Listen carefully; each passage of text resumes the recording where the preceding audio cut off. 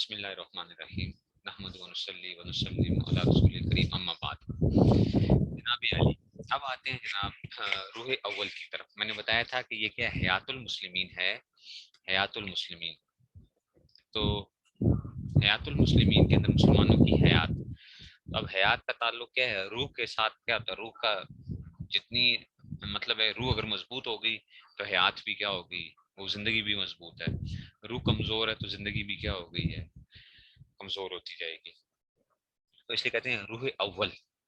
اسلام و ایمان دونوں لفظوں کا مطلب قریب قریب ہی ہے اسلام و ایمان کے اندر سے. فرمایا اللہ تعالیٰ نے کہ بلا شبہ سچا دین اللہ کے نزدیک یہی اسلام ہے. اللہ کے نزدیک جو وہ ہے وہ اسلام ہی سچا دین ہے. اور فرمایا اللہ تعالیٰ نے کہ جو شخص اسلام کے سوا کسی دوسرے دین کو تلاش اور اختیار کرے گا سو وہ دین اس شخص سے خدا تعالیٰ کے نزدیک مقبول اور منظور نہ ہوگا، اور وہ شخص آخرت میں خراب ہوگا. یعنی آخرت میں اس کا کیا ہوگا؟ نقصان ہوگا اس چیز کے اندر کہ جی تو دین اصل میں تو کیا ہے؟ اب صرف اسلام ہی کیا ہے؟ نجات کا ذریعہ ہے. اور فرمایا اللہ تعالیٰ نے جو شخص تم میں سے اپنے دین اسلام سے پھر جاوے، پھر کافر ہی ہونے کی حالت میں مر جاوے، تو ایسے لوگوں کے نیک اعمال دنیا اور آخرت میں سب غارت ہو جاتے ہیں، اور ایسے لوگ دوزخی ہوتے ہیں، اور یہ لوگ دوزخ میں ہمیشہ رہیں گے. دنیا میں اعمال کا غارت ہونا یہ ہے کہ اس کی بیوی نکاح سے نکل جاتی ہے. اگر اس کا کوئی مورث اگر اس کا کوئی مورث مسلمان مرے، اس شخص کو میراث کا حصہ نہیں ملتا، مرنے کے بعد جنازے کی نماز نہیں پڑھی جاتی، اور آخرت میں ضائع ہونا یہ ہے کہ ہمیشہ ہمیشہ ہمیشہ کے لیے دوزخ میں داخل ہو جاتا ہے. تو بچوں دیکھو اصل چیز کیا ہے؟ اصل چیز یہ ہے کہ ہمیں اپنے ایمان کی سلامتی کی دعا کرتے رہنا چاہیے. ربنا لا تزغ قلوبنا بعد اذ ہدیتنا، یہ بات لازمی وہ کرتے رہو. جامعہ اشرفیہ کے جو بانی تھے مفتی حسن صاحب رحمۃ اللہ علیہ، وہ ہر وقت یہی ہوتا تھا کہ یا اللہ ایمان پر خاتمہ، ایمان پر خاتمہ، ایمان پر خاتمہ ہو جائے کسی طریقے سے. اور اس لیے آپ نے سنا بھی ہوگا نا ان کی ایک بات جو ہے مولانا فضل الرحیم صاحب بھی سناتے بھی رہتے ہیں کہ ابا جی جو تھے یہ بڑا کہا کرتے کہ کسی طرح اپنے ایمان کو بچا بچا کر قبر تک لے جاؤ، پھر موج ہی موج ہے، پھر موج ہی موج ہے. کہ اپنے ایمان کو قبر تک جو ہے نا بچا کے لے جاؤ کس طریقے سے. ٹھیک ہے نا. اور ہم کیسے وہ ہوتے ہیں؟ ہم کہتے ہیں جناب بس ہم تو جی مسلمان ہیں، جنت میں تو جائیں گے ہی جائیں گے نا کبھی. جنت میں تو کبھی نہ کبھی تو جانا ہی ہے. بھائی جب تک زندہ ہیں تب تک تو یہ بھی نہیں معلوم کہ اللہ اکبر اللہ بچا کے رکھے کہ جی ایسا نہ ہو کہ جو ہے نا یہ کس طرح قبر تک کیسے لے کے جائیں گے اس کو.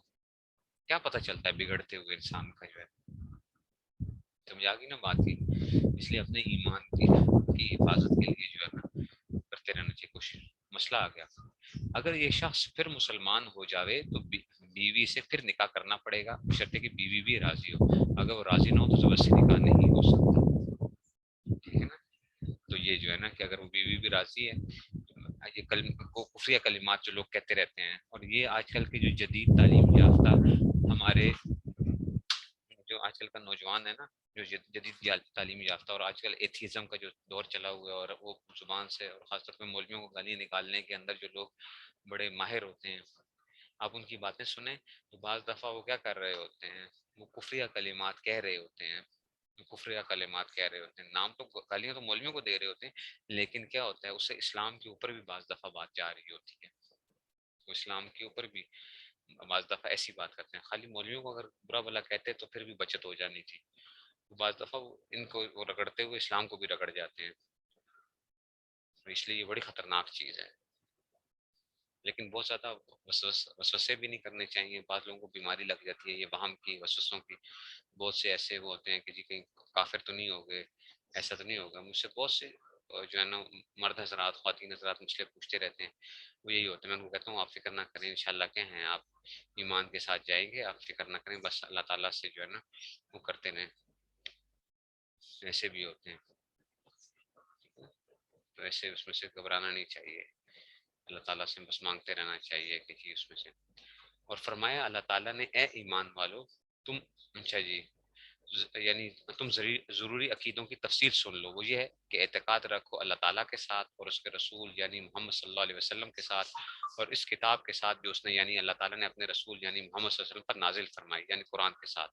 اور ان کتابوں کے ساتھ بھی جو کہ رسول صلی اللہ علیہ وسلم پہلے اور نبیوں پر نازل ہو چکی ہیں. اور جو شخص اللہ تعالیٰ کے ساتھ کفر کرے، اور اس طرح جو اس کے فرشتوں کے ساتھ کفر کرے، اس طرح جو اس کی کتابوں کے ساتھ کفر کرے، اور اس طرح جو اس کے رسولوں کے ساتھ کفر کرے، اور اس طرح جو روز قیامت کے ساتھ، تو وہ شخص گمراہی میں بڑی دور جا پڑا بلا شبہ. جو لوگ پہلے تو مسلمان ہوئے، پھر کافر ہو گئے، پھر مسلمان ہوئے، اور اس بار بھی اسلام پر قائم نہ رہے، ورنہ پہلی بار کا اسلام سے پھر جانا معاف ہو جاتا، بلکہ پھر کافر ہو گئے، پھر مسلمان ہی نہ ہوئے، ورنہ پھر بھی کفر میں بڑھتے چلے گئے. یعنی مرتے دم تک کفر پر قائم رہے. اللہ تعالیٰ ایسوں کو ہرگز نہ بخشیں گے اور نہ ان کو بہشت کا راستہ دکھائیں گے. یعنی کیا ہے کہ جو آدمی کافر ہو گیا، کبھی کافر مسلمان، پھر کیا رہا، کافر ہی رہا، کافر ہی رہا، کافر ہی رہا. ٹھیک ہے نا. تو اب اللہ تعالیٰ اس کو کبھی نہیں بخشیں گے. اس کا کیا ہے نتیجہ؟ کچھ بھی نہیں ہے. اس کو چاہیے یہ تھا کہ یہ کیا کر لیتا، کہ مسلمان ہو جاتا. ٹھیک ہے نا. 100 بار گر توبہ شکستی بازا ہر آنچ ہستی بازا کر کافر و کبر و بت پرستی بازا این درگاہ ماہ درگاہ نو امیدی نیس 100 بار گر توبہ شکستی بازا. یہ مولانا رومی کہہ رہے ہیں. ٹھیک ہے نا. باز ہر آنچ ہستی باز کہہ رہے ہیں جناب علی باز آ جاؤ، باز آ جاؤ. کوئی بھی جو ہے نا کہ جو ہے نا تم باز آ جاؤ، چاہے تم کافر ہی کیوں نہیں ہو چکے ہو، بت پرست کیوں نہیں بن چکے ہو، سب کچھ ہے، پھر بھی باز آ جاؤ. 100 بار گر توبہ شکستی باز آ. 100 بار بھی تمہاری توبہ ٹوٹ چکی ہے تو کیا ہے، اللہ کی طرف جو وہ ہے نا، اللہ کی جو این درگاہ ماں درگاہ نو امیدی نیس، اللہ کی جو درگاہ ہے، یہ اللہ کا جو وہ ہے، یہاں پہ تمہیں نا امیدی نہیں کرنی ہے، نا امیدی نہیں کرنی ہے. ٹھیک ہے نا. تو یہ ساری یہ ایمان مفصل ہے نا، آمنت باللہ و ملائکتی و کتبی و رسولی والیوم الاخر، یہ ساری وہ چیزیں بتائی گئی ہیں اس میں سے. اچھا. فرمایا اللہ تعالیٰ نے جو لوگ ہماری آیتوں کے منکر ہوئے، یعنی ایمان اختیار نہ کیا، ہم ان کو عنقریب ایک سخت آگ میں داخل کریں گے، اور وہاں ان کی برابر یہ حالت رہے گی کہ جب ایک دفعہ ان کی کھال جل چکے گی، اللہ اکبر، تو ہم اس پہلی کھال کی جگہ فوراً دوسری کھال پیدا کر دیں گے تاکہ عذاب ہی بھگتتے رہیں. ایک کھال جل جائے گی نا تو دوسری پیدا ہو جائے گی، کیونکہ اگر کھال جل جائے نا تو دیکھو چیز جل گئی ہے تو اب اس کو کتنا جلائیں گے، اس پہ اتنا اثر نہیں ہوگا. تو جب دوبارہ کھال جلتی ہے، یہ نیچے آپ کو پتا ہے نا کہ کیا ہوتا ہے، وہ جو ہے نا جو ایک خاص قسم کا آپ سمجھو کہ سیلز کے اندر واٹر لیول ہوتا ہے، وہ ختم ہو جاتا ہے. جو یہ کہا جاتا ہے کہ جناب اس کی کھال اتنے % جل گئی ہے، اس کا بچنا کیا ہے. اب یہ مشکل، اس کا ناممکنات میں سے ہے. ایک آدمی جل جاتا ہے جی، کہتے ہیں جناب یہ تو 60% جل گیا ہے، 70% جل گیا، اب یہ نہیں بچ سکتا. تو اب کیا ہوگا، کھال جلے گی تو دوبارہ نئی تازہ، تاکہ نیا تکلیف اس کو اور تکلیف ہو اور تکلیف ہو. تو اللہ تعالیٰ بار بار کیا کریں گے، اس کھال کو نئی کھال پیدا کر دیں گے تاکہ ہمیشہ ہی عذاب بھگت رہیں. بلا شبہ بلا شک اللہ تعالیٰ زبردست اور حکمت والے ہیں. اور جو لوگ ایمان لائے اور انہوں نے اچھے کام کیے، بہت جلد ہم ان کو ایسی بہشتوں میں داخل کریں گے جن کے مکانوں کے نیچے سے نہریں بہتی ہوں گی، وہ ان میں ہمیشہ ہمیشہ رہیں گے. اور ان کے لیے ان بہشتوں میں بیویاں ہوں گی صاف، ہاں، صاف ستھری جو ہے نا. اور ہم ان کو نہایت گنجان سائے میں داخل کریں گے. یعنی کیا ہوگا کہ درخت ہوں گے اور بڑے ہی اس قسم کے جو ہے نا سائے وغیرہ، بڑا بہترین قسم کا سایہ ہوگا اس میں. تو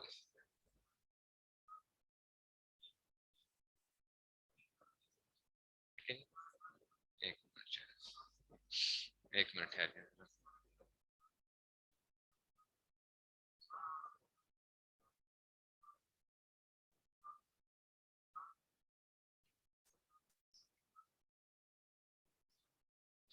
ٹھیک ہے. تو ہم ان کو نہایت گنجان سائے میں داخل کریں گے. یہ آ گیا فائدہ. ان آیتوں میں اسلام والوں کے لیے جنت کی نعمتیں اور اسلام سے ہٹنے والوں کے لیے دوزخ کی مصیبتیں تھوڑی سی بیان کی گئی ہیں. دوسری آیتوں میں اور حدیثوں میں جنت کی طرح طرح کی نعمتیں اور دوزخ کی طرح طرح کی مصیبتیں بہت سی بیان ہوئی ہیں. اے مسلمانوں، حضرت اب کیا بیان کرنے لگے، دیکھیے ذرا. دنیا کی زندگی بہت تھوڑی سی ہے. اگر اسلام پر قائم رہ کر مان لیا کہ کچھ تھوڑی سی تکلیف بھی بھگت لی، تب بھی مرنے کے ساتھ ہی ایسے عیش و چین دیکھو گے کہ یہاں کی سب تکلیفیں بھول جاؤ گے. اور اگر کسی لالچ سے یا کسی تکلیف سے بچنے کے لیے کوئی شخص خدا نخواستہ اسلام سے پھر گیا، تو مرنے کے ساتھ ہی ایسی مصیبت کا سامنا ہوگا کہ دنیا کے سب عیش بھول جائے گا، پھر اس مصیبت سے کبھی بھی نجات نہ ہوگی. تو جس کو تھوڑی سی بھی عقل ہوگی، وہ ساری دنیا کی بادشاہی کے لالچ میں بھی اسلام کو نہ چھوڑے گا. اے اللہ ہمارے بھائیوں کو ہدایت کر اور ان کی عقلیں درست رکھ. کہ جناب علی، اگر جس کو اگر اللہ تعالیٰ نے کیا دے دی ہے، تھوڑی سی بھی عقل ہوگی نا، تو وہ کبھی بھی ایسے کام نہیں کرے گا. کہے گا یہ کیا، اس دنیا کی خاطر جو ہے میں جو ہوں وہ آخرت کو چھوڑ بیٹھوں. تو یہ جو ہے نا، اس لیے دنیا کو نہ وہ کریں کبھی بھی. یہ دنیا کیا ہے، یہ چند روزہ ہے، مشقتیں یہاں کی، مشقت چند دن کی، یہاں کی تکلیف چند دن کی، جس کے اوپر ہم رونے دھونے کو رو رہے ہوتے ہیں کہ ہمارے ساتھ ہی یہ سب کچھ ہونا ہے، ہمارے ساتھ ہی یہ سب کچھ ہوگا. بھائی کتنی سی دنیا ہے، چند دنوں کی بات ہے بھائی. پھر کیا ہے، پھر تو انشاءاللہ قبر میں جاتے مزے ہی مزے، مزے ہی مزے. جا کے جب آنکھ کھلے گی اصل میں، جا کے قبر میں جا کے اصل میں آنکھ کھلے گی، ابھی تو آنکھیں بند ہیں، قبر میں جاتے ہی آنکھیں کھلیں گی. بس انشاءاللہ جو ہے پھر تو مزے ہی مزے. تو ایمان کی بدولت، اور آگے اگر دین کے اوپر وہ چلیں گے تو اس کی بدولت بھی کیا ہوگا، اور بھی بہت سی چیزیں ہوں گی. اب آگے روح دوم دوم جو ہے آگے تحصیل و تعلیم علم دین، یعنی دین کا سیکھنا اور سکھلانا، دین کا سیکھنا اور سکھلانا. ارشاد فرمایا، جب روح اول کی مشق دیکھتے ہیں تو یہ دیکھتے ہیں کہ جناب علی ہم کتنا اپنے ایمان کے اوپر شکر ادا کرتے ہیں. ٹھیک ہے نا، لئن شکرتم لازیدنکم، کہ جناب آپ جو ہیں اگر شکر ادا کرو گے تو اللہ تعالیٰ کیا کریں گے، اس میں بڑھوتری کر دیتے ہیں. تو اس لیے اپنے ایمان کے اوپر کیا کرنا چاہیے، ہمیں شکر ادا کرنا چاہیے. باقی تو ہم کچھ نہیں کر سکتے نا. ہاں ایسے کام ہم نے ضرور کرنے جسے ایسے کاموں سے بچنا ہے جس سے کیا ہوتا ہے ایمان کو نقصان پہنچتا ہے. ایسی بات کرنے سے کہ کوئی کفریہ بات نہیں کرنی ہے. ٹھیک ہے، تو کوئی کفریہ بات نہیں کرنی ہے، اور کوئی اس قسم کی وہ نہیں کرنی. ٹھیک ہے نا، تو اس وجہ سے ٹھیک ہے. تو یہ جو ہے نا، اس لیے اس کے اوپر وہ کرنا ہے کہ کیسے کفریہ کلمات سے بچنا ہے، اپنے آپ کو بچا کے رکھنا ہے، ایمان کے اوپر اپنے جو ہے نا وہ شکر ادا کرنا ہے. توبہ استغفار روزانہ کیا کرنی ہے، روزانہ کرنی ہے. کلمے کی روزانہ کلمہ پڑھ کے اللہ تعالیٰ سے وہ کرتے رہنا چاہیے کہ یا اللہ ہم یہ پڑھتے ہیں، جو ہم نے گناہ کیے ہم اس پہ توبہ کرتے ہیں، اور اگر ہماری کوئی ایمان کے اندر کوئی کمی ہوئی تھی یا کچھ ایسا معاملہ تھا اے اللہ اس کو دور فرما دیجیے. تو یہ کیا ہوتی ہے، یہ مشق ہوتی ہے اس کی، کہ آپ روزانہ اپنے آپ کو اس طریقے سے دیکھ رہے ہوتے ہیں کہ ہم کتنی دفعہ اللہ کا شکر ادا کرتے ہیں. آپ خود سوچیں، ہم میں سے کتنے لوگ ہیں جو روزانہ اللہ کا ہم شکر ادا کرتے ہیں، یا اللہ شکر ہے کہ آپ نے ہمیں مسلمان پیدا کیے. جو ہماری زبانوں کے اوپر ہوتا ہے دل کے اندر نہیں ہوتا، بس اوپر اوپر سے جب آتا ہے تو بس کبھی یاد آ گیا یا ویسے ہو گیا تو زبان سے کہہ دیا. ٹھیک ہے نا، ورنہ ہم نے کوئی اللہ سے کوئی جا کے وہ تو نہیں کیا تھا کہ جو ہے کوئی چیز نہ مانگی تھی نہ کچھ تھی، انہوں نے بلا حساب بغیر کسی اس کے ہمیں یہ ایمان نصیب کیا ہے. ٹھیک ہے، تو اس لیے اس کو جو ہے نا یہ روزانہ تھوڑی سی اس کی مشق کیا کریں.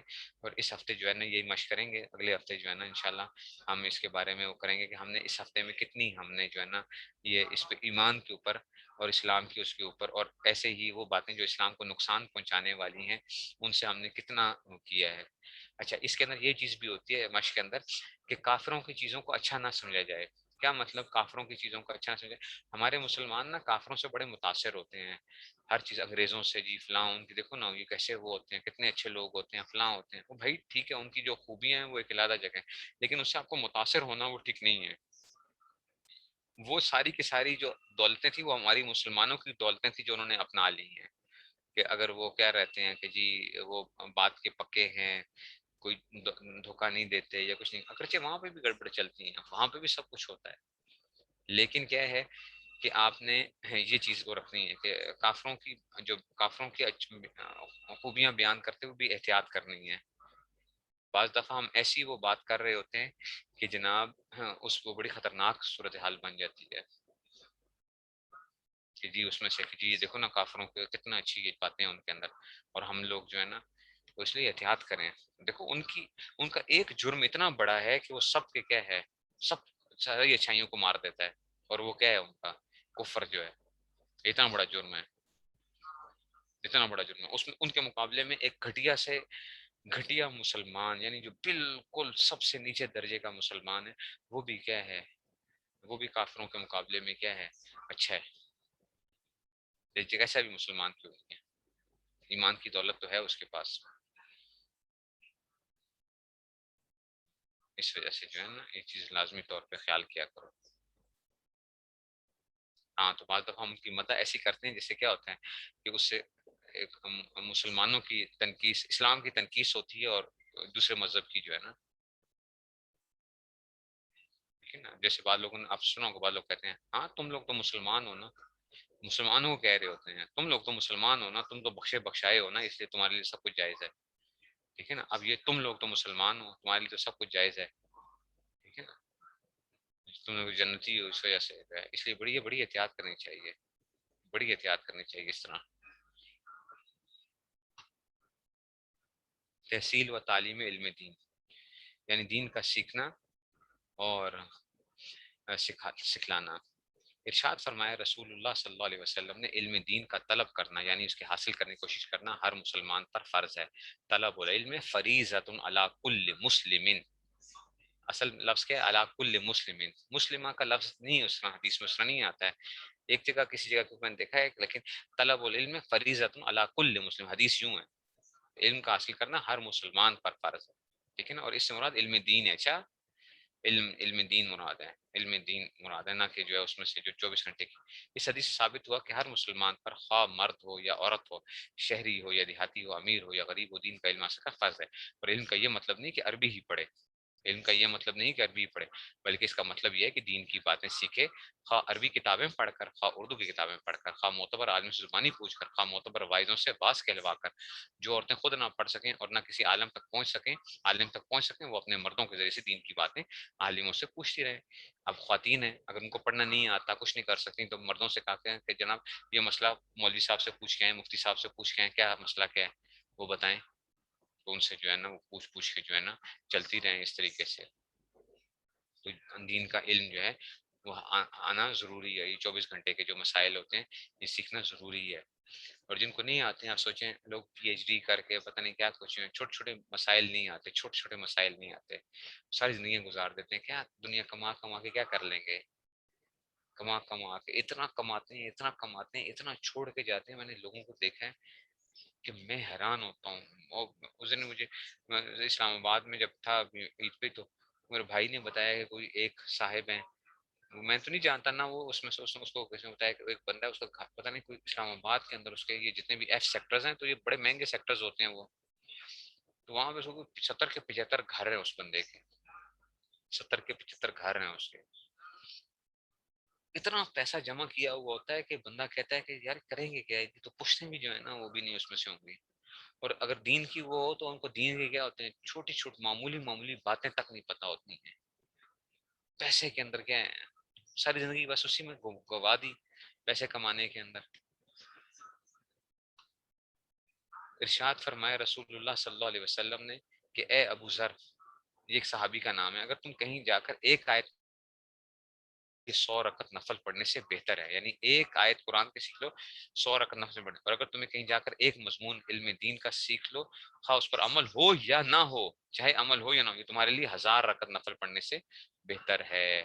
اگر آپ نے ایک مسئلہ سیکھ لیا، آپ نے ایک مسئلہ سیکھ لیا، تو یہ کیا ہے، یہ کیا ہے، یہ اس میں سے جو ہے نا تو یہ تمہارے لیے 100 رکعت سے بہتر ہے. اور اگر کہیں جا کر ایک مضمون علم دین کا سیکھ لو تو اس عمل میں تمہارے لیے 1000 رکعت نفل پڑھنے سے بہتر ہے. ایک منٹ جی. اب کیا ہوا اس حدیث سے؟ مضمون علم دین سے مراد یہی آگے نا کہ ایک باب آپ نے علم دین کا سیکھ لیا، کسی چیز کو آپ نے، ٹھیک ہے نا، ایک باب سیکھ لیا. اب یہ کیا ہے، یہ آ گیا مثال کے طور باب کے اندر کیا ہو سکتے ہیں، ہو سکتا ہے جو ہے نا اس اندر 10 12 مسائل آ گئے، 20 اس طرح آ گئے، کچھ جیسی ملتی جلتی جو تھی، تو یہ تو 1000 رکعت نفل پڑھنے سے بہتر ہے. اس حدیث سے علم دین حاصل کرنے کی کتنی بڑی فضیلت ثابت ہوئی. اور یہ بھی ثابت ہوا کہ بعض لوگ جو کہا کرتے ہیں کہ جب عمل نہ ہو سکا تو پوچھنے اور سیکھنے سے کیا فائدہ، یہ غلطی ہے.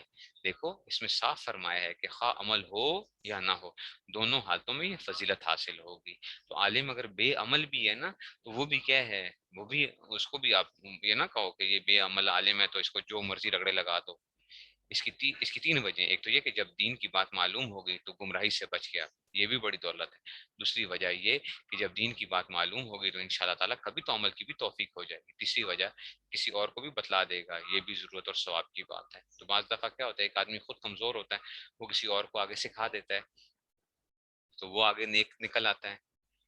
ٹھیک ہے نا. تو اس میں سے جو چیزیں ہوتی ہیں تو آگے کسی کو فائدہ ہو جاتا ہے، اس وجہ سے جو ہوتا ہے نا. اچھا جی، ارشاد فرمایا رسول اللہ صلی اللہ علیہ وسلم نے سب سے افضل صدقہ یہ ہے کہ کوئی مسلمان آدمی علم دین کی بات سیکھے پھر اپنے مسلمان بھائی کو سکھا دے. تو آپ نے علم دین سیکھا پھر کسی کو سکھا دیے. کوئی بھی مسئلہ لازمی نہیں ہے کہ آپ مدرسے میں ہی بیٹھ کے پڑھاؤ گے تبھی آپ وہ کرو گے. آپ کوئی بھی بات کسی کو وضو کا طریقہ سکھا دیتے ہو, نماز کا طریقہ سکھا دیتے ہو, چھوٹی چھوٹی چیزیں سکھا دیتے ہو, کچھ وہ کر دیتے ہو. یہ کیا ہے, یہ تو ہر جگہ کے اوپر آپ کو کر سکتے ہیں. اس حدیث ثابت ہوا کہ دین کی جو بات معلوم ہوا کرے وہ دوسرے بھائی مسلمان کو بھی بتلا دیا کرے. اس کا ثواب تو تمام خیر خیرات سے زیادہ ہے. سبحان اللہ. خدا تعالیٰ کی کیسی رحمت ہے کہ ذرا سی زبان ہلانے میں ہزاروں روپے خیرات کرنے سے بھی زیادہ ثواب مل جاتا ہے. ٹھیک ہے نا, تھوڑی سی بھی آپ نے کیا. آگے حق تعالیٰ کا ارشاد ہے کہ اے ایمان والو اپنے آپ کو اور اپنے گھر والوں کو دوزخ سے بچاؤ. اس کی تفسیر میں زرا نے فرمایا اپنے گھر والوں کو بھلائی یعنی دین کی باتیں سکھلاؤ, ہے نا. کو انفسکم واہلیکم نارا آتا ہے نا, کو انفسکم واہلیکم نارا. حضرت علی نے فرمایا کہ اپنے گھر والوں کو دین کی باتیں سکھلاؤ. اس حدیث سے معلوم ہوا کہ اپنی بیوی بچوں کو دین کی باتیں سکھلانا فرض ہے, نہیں تو انجام دوزخ ہے. تو ہم پوری دنیا کو تبلیغ کر رہے ہوتے ہیں جا کے, اور اپنے گھر کے اندر کیا نہیں کر رہے ہوتے, دین نہیں سکھا رہے ہوتے ہیں. ٹھیک ہے نا, پوری دنیا کو سکھا رہے ہوتے ہیں. ٹھیک ہے نا. تو اس لیے گھر کے اندر بھی چھوٹی موٹی کچھ نہ کچھ ایسی ترکیب ہونی چاہیے جس سے کیا ہو بچوں کے اندر دین کی. اور دیکھو بھائی یہ بات یاد رکھو, آپ کے گھر والے آپ سے اس وقت متاثر ہوں گے جب آپ کے اپنے اندر کیا ہوگا, دین ہوگا. یہ اپنے ذہنوں میں ڈال لو, اس لیے کہ وہ روزانہ ہمیں دیکھتے ہیں, وہ ہمارا اٹھنا بیٹھنا چلنا پھرنا کھانا پینا وہ ہمیں دیکھ رہے ہیں.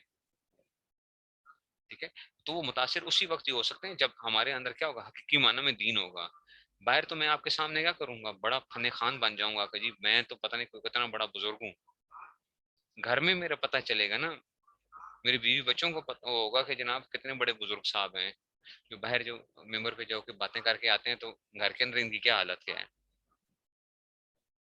تو اصل چیز یہ ہے, باہر اخلاق کی تعلیم دیتے ہیں لوگ, گھروں میں جا کے کیا ہوتے ہیں, وہ جلاد ہوتے ہیں. تو یہ اس سے اثر نہیں ہوگا. اثر تبھی ہوگا جب ہمارے کیا ہوں گے, ہمارے اندر واقعی کیا ہوگا.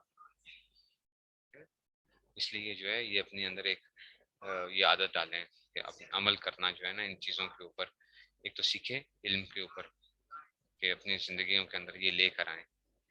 ٹھیک ہے نا, اپنی زندگیوں میں اس کو لے کر آئیے کہ جو بات پڑھیں اس کے اوپر عمل کرنے کی کوشش کریں, اپنے اخلاق کو اعلیٰ بنائیں. اخلاق کا جو اثر ہوتا ہے نا, جو یہ بات یاد رکھو, کسی چیز کا وہ اثر نہیں ہوتا. اخلاق جو ہوتے ہیں نا وہ اگر آدمی کو پگھلا دیا کرتے ہیں اس میں سے. ٹھیک ہے, تو اس میں سے کیا ہے, تو اخلاق پگھلا دیا کرتے ہیں. اب جو ہے اب اچھا اس میں بعض خواتین ہوتی ہیں وہ کیا ہوتی ہیں گھر میں بھی رابعہ بصریہ بننے کے چکروں میں وہ ہوتی ہیں, سارا ٹائم مسلح پہ بیٹھی ہوئی ہیں. تو پھر کیا ہوگا, خامن تنگ بھی ہوگا بعض دفعہ. ٹھیک ہے نا, تو گھر میں رابعہ بصریہ بننے کی ضرورت نہیں ہے. وہ بھی ایسا بھی نہیں کرنا کہ جی کوئی ایسے میں آپ نے ہنسی کی بات کر لی ہے, ہنسی مذاق سے دل مردہ ہو جاتا ہے, اس لیے کیا ہو گیا او ہو یہ تو کیا ہوگا. تو گھر میں اگر اس طرح کے کام کریں گے تو پھر بھی کیا ہوگا, بیوی بچے بھی اور بھی باقی لوگ بھی کیا ہونے لگ پڑیں گے. ایسا بھی نہیں ہونا. جناب جو حضور صلی اللہ علیہ وسلم کی جو زندگی ہے وہ کیا ہونی چاہیے, ہماری زندگیوں کے اس میں سے آنا چاہیے. اس نے مذاق بھی فرمایا ہے, مذاق بھی فرمایا ہے, عبادت بھی کی ہے, گھر میں کام بھی کی ہیں, ساری چیزیں کی ہیں. اگر آپ کو لگتا ہے کہ جی آپ کے خامن کیا ہوتے ہیں, زیادہ نوافل پڑھنے پہ خفا ہوتے ہیں, تو کیوں نوافل پڑھتی ہیں, بس گناہوں سے بچیں, اپنے آپ کو بچائیں. تھوڑا سا کبھی نوافل پڑھ لی, خامن نہ ہو تو ٹھیک ہے نفل وغیرہ پڑھ لیے, پیچھے تسبیحات چھوٹی موٹی کر لیں, اور جو ہے بس اس میں سے. تو اس طرح جو ہے جب آپ ایسے رہتے ہیں جگہ بنانی پڑتی ہے وقت کے ساتھ جو ہے, یہ یاد رکھیں ایسے نہیں بنتی ہیں, یہ ایک دن میں نہیں ہوتا ہے. آپ اپنے آپ کو وہ کرتے ہیں, اسی طریقے سے اپنے آپ کو فٹ کرتے ہیں کسی جگہ کے اوپر کہ بھائی میں نے اس جگہ پہ کیسے فٹ کیسے ہونا ہے, اور کیسے کہ دوسرے بندوں کو کیسے دین کے اوپر لے کر آنا ہے. لیکن وہی بات ہوتی ہے کہ یہ چیزیں, اب بعض لوگ کہتے ہیں جیسے جی ہم ایسے ماحول میں جائیں گے تو اس کا مطلب ہم تو خراب خود ہو جائیں گے. اس کا طریقہ یہ ہوتا ہے کہ شیخ کے ساتھ تعلق مضبوط ہو, شیخ کے ساتھ تعلق مضبوط ہو, اور کیا ہو پھر اپنا اس کسی بھی جگہ پہ بیٹھا ہوا ہوتا ہے تو انشاءاللہ جو ہے نا وہ رہے گا, اس کا اثرات آنا شروع ہو جائیں گے. یہ آج کے لیے بس اتنا ہی ہے. ٹھیک ہے جی.